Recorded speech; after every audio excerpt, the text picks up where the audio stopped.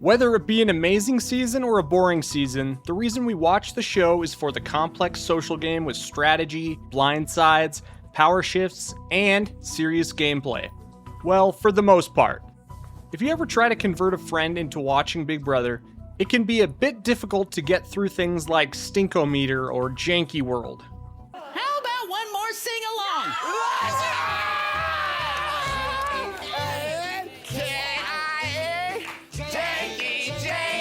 That's when you plead the fifth and buckle down until they see the relationships with the house guests. Sometimes it can turn some off a season, but most times it is a selling point to really get someone interested in the show we all love. Let's go over some of those relationships that had us glued to our seats, if not for strong gameplay, at least messiness or maybe something that pulls at your heartstrings. Like and subscribe to Realityranny and we'll get at it. Welcome to 5 player dynamics that kept us watching. Devin and Donnie. When you think of dynamic duos in Big Brother, you think of Derek and Cody, maybe Brendan and Rachel, Izzy and Suri. Definitely not these two contenders. Oh, what could have been if we had the Double D Alliance stay loyal and real until the final 2. It's me, bro. I trust you. I trust you 100%. I trust you too. That's a huge thing for me, man. Absolutely. I want to make a side alliance with somebody that nobody would expect. Looking at Donnie, I think there's a lot of wisdom hiding behind that beard. I was shocked when Devin come to me about being in an alliance. With all these young, good-looking people in the house, he comes to me. I feel like I just won the best beard contest at the county fair. The Beard and the Beast. But that's all just a fever dream now. Devin Shepard was the root foundation of the mega alliance, the Bomb Squad. He loved to bro out with his pal Beast Mode Cowboy and comment on people leaving their lotion where it didn't belong. What's wrong? Huh? What's wrong? No, I'm just pissed off about like the kitchen, just like how I know, but I selfish think people are. everybody was tired tonight. It just blows my mind. It shouldn't even pile up like that. People shouldn't be cleaning up after other people. You should be cleaning up after yourself. I mean, we're not animals, you know? But he found a loyal ally in Donnie Thompson, the unassuming groundskeeper from Albemarle, North Carolina. Sounds like a fun yin and yang, right? Wrong. Devin and Donnie would create the Double D Alliance, as no one would suspect them working together. Donnie loved the idea. The problem was Devin was not invested in this thing as we would have hoped. Donnie has no idea that I've abandoned him for the Bomb Squad. But that was best for my game. I've got to keep the charade up that Donnie and I are still tight as the Double Ds. You are the beast. I am the... I don't know what I am, but it's me and you, buddy. Trust me. If I've got to do a little acting, then that's what I got to do. Okay, let me get a minute, dude. Hey, Let me just get a some minute. time alone? Yeah, let me just get a minute. He played Donnie when he was put up on the block and was constantly paranoid that Donnie was a super genius. I just get emotional because y'all hug me and we're not real emotional at home. And it's just a good feeling. I think at this moment, Donnie's only buying for my sympathy. He's asking me to go and get the rest of the house and let him know, how he feels. And I really don't want to do that. I always wear tall drink of water socks, and my girlfriend was embarrassed, so she bought me little footies. Well, you don't have hair from here Yeah, down. that's from tall drink of water socks. He's ex-military. He is, isn't he? My heart keeps telling me that you were in the military, Donnie. His love for the guy quickly turned into frightened disdain and wanted the Duck Dynasty lookalike out of the game, much to the ignorance of Donnie. And when it seemed like the bromance was over, Devin would get in his feels about Donnie's good heart and bless us with this tearful monologue. I'm going to tell Donnie the truth, that I passed judgment on him, and I'm very, very sorry for that. And I can't let that fester anymore. I was the sole person that did that, and I was the sole person that pushed for it. Frank and Caleb didn't want to do it. They had other people in mind. Can I talk to you guys in the living room? I just need to kind of talk to the house real quick. Coming into this house, I wanted to come in here and play the most honest and integral game that has ever been played. But when I walked through that door on day 1, and I got to stand in the same house where a lot of the greats have played, and it hit me that the greats haven't gotten to the end of this game without being, somewhat dishonest and somewhat deceitful at times. Everybody knows that Donnie is the kindest man in this world. He's the most caring, most generous, most giving person. And he may not have a lot to give physically, but he has so much to give in wisdom and in heart. But Devin's chaotic run would not just affect Donnie. He soon proved to be a liability to even the bomb squad. At some point, even Donnie would not be able to trust the former baseball player. But Devin was wonderful TV, and so was Donnie. In a parallel world, there's Devin losing in the finals to Donnie for being too likable, a la Tyler and KC. Adam and Sheila. I bet you weren't thinking this one was gonna pop up, huh? Big Brother 9 is often forgotten about, but it's one of the messiest seasons next to Big Brother 19. In a season of hookups and raging young adult hormones, there would be a partner system early on in the game that would create alliances from the get-go. And production really got what they wanted when the last two picked for Dodgeball were Sheila Kennedy and the eventual winner, Adam Jasinski. Sheila, you've been matched with Adam. I'm not happy about this. What did I do wrong, possibly? What did I say wrong to you or do wrong to you to make you act like this? Period. I want to know. What did I say or do wrong to you to make you treat me like this? To make you treat me like this? You're just rude and inconsiderate to me, honest to God. We aren't going to be talking about the controversy around Adam, but we do have to talk about what really set these two against each other. You know, besides the lack of mutual attraction. Here's a clip of Adam talking about his profession. Do a hair salon for kids with special needs, you know what I'm saying? So go together, get their hair done. You know what I mean? Don't call me that. Disabled kids, especially, I can call them whatever I want. I work them all day long, okay? I can call them whatever I want. I'm not saying anything offensive, right or wrong, bro. Never. The comment that Adam made was absolutely heart-wrenching. Yeah, that really put fuel on the fire of Sheila's hate for the man. Week after week, we would see some funny fights of the hate between the two until all of a sudden we didn't. It really seemed like they were getting along. That really showed your character, and I really appreciate that. When Adam wanted to give me the money, I was so, like, wow. And it just showed me, like, how Adam felt about me. Hey, Adam, I do want to say this to you, seriously. If I did anything in the beginning of this game, I apologize to you. It was never my intention to hurt you or offend you. Seriously. I love you, Sheila. I love you too, Adam, but I really did want to say that to you. Thank you. And that was in fact the case, as Sheila had really warmed up to Adam. But what all goes up must come down, as Adam eventually would nominate Sheila for eviction week 8 as the choices became limited. I think you can handle your own up there, Sheila. Unbelievable, Adam. You know what I'm saying? Like James taught you a lesson last week, you know what I'm saying? I'll teach you a lesson this week about, you know, the way you treat people. You know, that's just a shocker to me. That's all. I mean, why would it shock you, Sheila? It just shocks me. I know I've been mean to you and I've disrespected you, but I've apologized to you.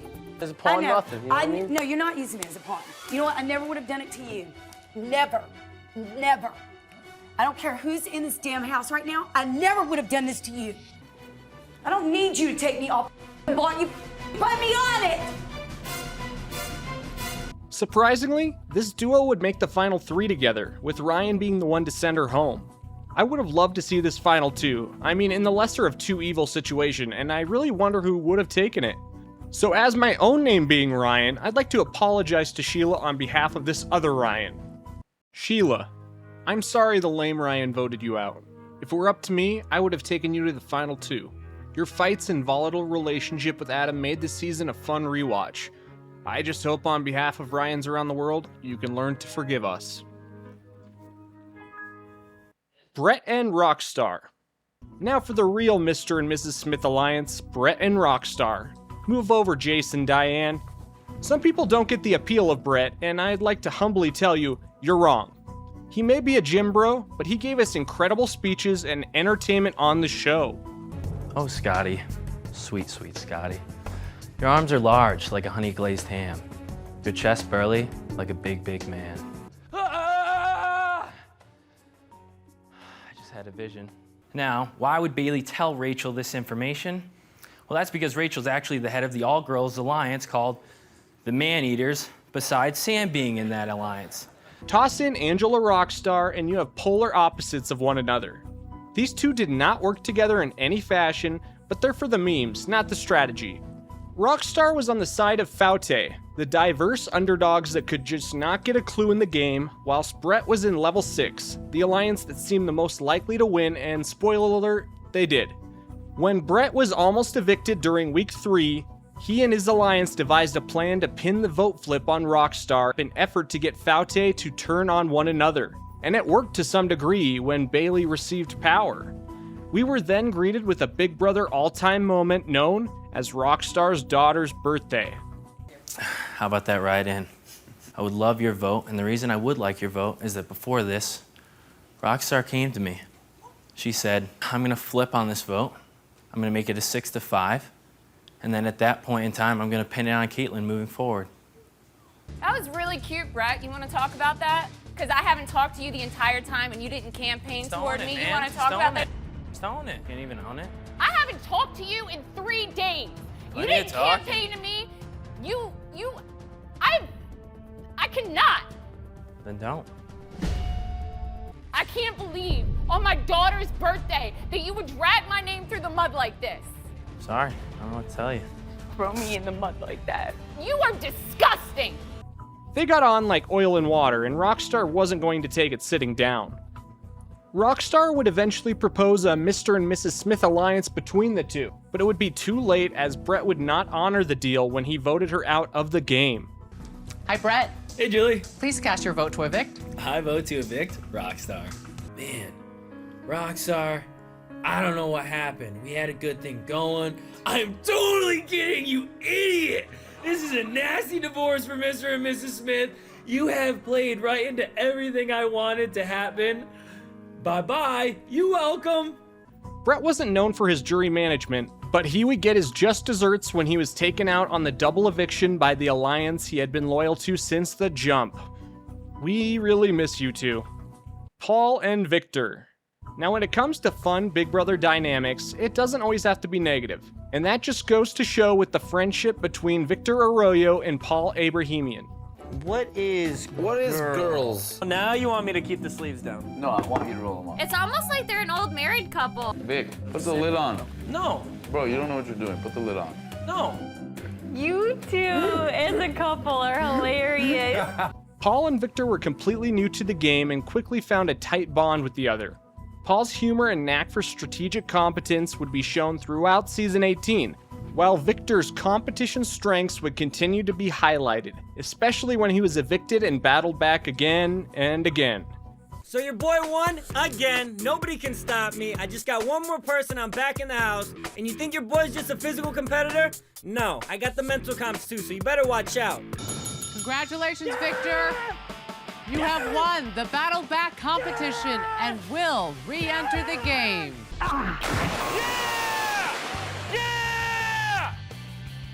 In the latter half of the game, the duo were constantly getting double-crossed by allies, and they always found humor to keep themselves and us entertained at home. Let's just see some examples of their fun dynamic here. Is there more youth or old in Ugly? Older. How many your age? I mean, I graduated with 64 people. Like 2 in one grade, 1 in one grade. You're in your own grade. All right, it's time for recess. You go play by yourself. You're sitting on. Call roll. Paul, here. All right? So let's begin. You have your 10-year reunion, you go back and it's just. If you and one other person at the school. Victor, you're my soulmate. I'm just really grateful to be here, and you taught me how to cook, you taught me how to clean, and I'm really grateful, and good luck getting rid of me. Even when Victor would be eliminated for the final time, it was honestly a shock some silly twist didn't keep him in the game because the cat had 9 lives. And how do you miss out on the opportunity to call his comic the Evictored instead of El Fit Vic? Just a big miss by CBS. And we all know how this film ends. Paul would get second place next to Nicole, and she and Victor would go on the amazing race together, culminating in a beautiful marriage proposal in season 20 with the return of Paul. It was really a fun friendship we were able to witness that summer. That one's for you, Victor. Jerry and Renny. All right, enough with the lame sob stories. This isn't Survivor. This is Big Brother. So let's just go back to the OG days with season 10, who you could honestly put 4 or 5 duos on this list. But for seniority's sake, I decided on Jerry and Renny. How can you not appreciate a bickering older cast? A New Orleans socialite and the Colonel. To say they got along well would be a lie. When Jerry grabbed April and her breast, I was shocked, really. He's a father, a grandfather, and a great-granddad. But it also, I was going to say something about, you know, your military oath and everything. Colonel, you have to be careful giving it out in a game. No, I don't. I didn't give it out. So you don't know a damn thing about that. Oh, I thought you did a thing with him. You don't listen, Renny. I'm sorry. The majorative takeaway is that they just couldn't get on the same page throughout the whole game. And it didn't help that Jerry put Renny on the block when he was first head of household. During Keisha's birthday, Renny's side plot was how Jerry spoke to people and she didn't appreciate how he talked to others. Jerry, you were in the room when he was asleep. We were yelling so loud. Now Memphis out there making fun of it. Jerry, they think this is great. I don't care what they think of No, this. listen, will you shut up a minute? To stop talking to people like that. Okay, you guys stop. Talk to him. You're sticking fingers in people's faces, damn it. Okay, this it's is great. inappropriate. These two were of the many who started amazing fights in the Big Brother house that season. Just look at these clips. You just sit there and think about it. Listen, you're very immature. You have a lot of growing up to do. Actually, Seriously. You really do. You said it took me a day and a half to apologize to you? Yeah, it took you until just now to apologize. Oh my, okay. Okay. Seems like it is. Me, Michelle. Don't. Did I say that to you? Listen, I don't get you had a house, so don't say that to me. Say what? What you just said. What did I say? You go the way you were acting this morning. Out the door! Talk to me. You're going home! I'm glad you're going home, dummy. I'm not dumb. Last time I checked, I graduated from Rice University. With low honor. Yeah. When Renny won HOH Week 6, she put up the Colonel and April as she saw April, Ollie, and Jerry as a trio. Jerry didn't give too many compliments to Renny, and the closest we got to it was when she was evicted in the final 5. Well, Renny, it's been a long ride. I think you've done an outstanding job around here. You certainly did wonders with the food. Hey, at least it's better than their first interaction. Well, part 1 down, gang. We've explored some fun relationships and took a trip down memory lane. Join me later for when I do part 2 and show another 5 fun player dynamics. As per usual, hit the like and subscribe button and I'll be seeing you soon. Reality Tyranny signing off.